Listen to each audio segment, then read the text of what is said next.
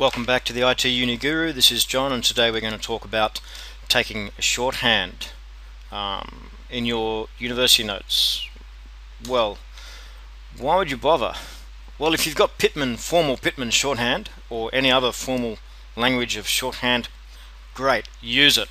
But if you don't, please continue to watch. The principal reason why we're doing this is it allows you to take higher quality notes faster while you're in class, and what that does is it allows you to focus your concentration on listening to the lecturer and copying down their key points. Okay, so I'm going to give you a bit over 25 of my own shorthand and give you some ideas on how they came about so you can start creating your own shorthand. Okay, first one that I ever did was a square box, and I substituted that for because.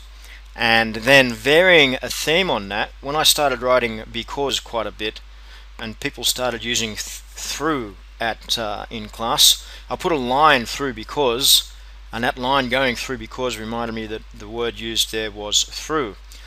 Similarly, the commonly used words I varied on this theme. So I took the box and I dropped the lid from the left for which, I took that same box and I dropped the lid from the right for but.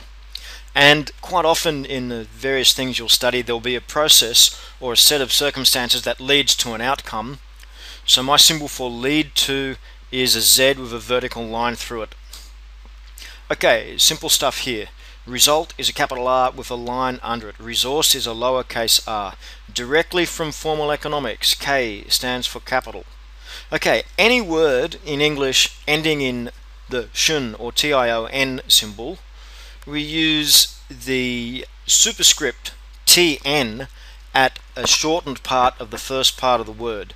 Therefore, respiration can be written as RESP TN, and the TN at the end is in superscript. Similarly, anything ending in ing, ING, just has a single letter G, again in superscript, after a shortened version of that word. Market, again straight out of the formal economics, but look at what they've done here. They've removed the vowels and they've only kept 3 of the consonants, so you can apply that rule there. Okay, remove the vowels and keep three of the most important consonants, and you can make up a shortened word for that word, and it can apply to anything. Okay, supply for S, def, demand, straight out of the formal economics. Again, hypertext markup language is cut down to HTML, and then usually a number depending on what to indicate what version of HTML you're referring to. System is concatenated just to sys. And what else do we have? Okay, account A/C, accounting A/C ing, or we could have said A/C and the small g at the top of the line.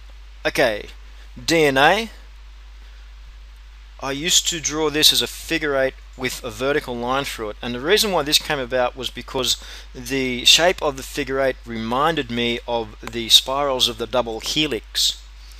Same area of work, RNA. I just took again the figure 8 because of those spirals and put a horizontal line through the middle. Well, transfer RNA, I just put a lowercase t in front of it. Messenger RNA, a lowercase m in front of that RNA symbol. So you can start writing sentences. Plant M symbol would be the same as plant messenger ribonucleic acid. Okay, export. X, straight out of the formal economics. M for import. Okay, category 5 Ethernet cable, simply Cat5. Ditto, category 6 Ethernet cable, Cat6. Electronic commerce, Ecom. Bisynchronous communication, Bisync. Okay, I've given you an idea, but let's look at what we were, let's try and summarize this. Okay, so you can make up your own shorthand.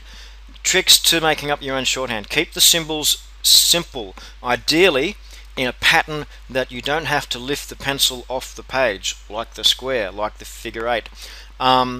Vary your symbols around a theme. Okay, I've dropped the lid on my box. I've changed the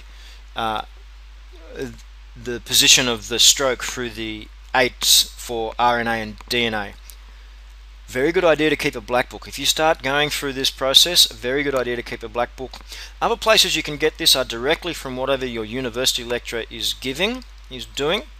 Sometimes your fellow students will have an idea. And the key to all this is to review your notes as quickly as you possibly can once you've written them down, ideally within 1 hour. Worst case scenario within 24 hours, so you can start cementing that level of knowledge into the retention parts of your brain early on.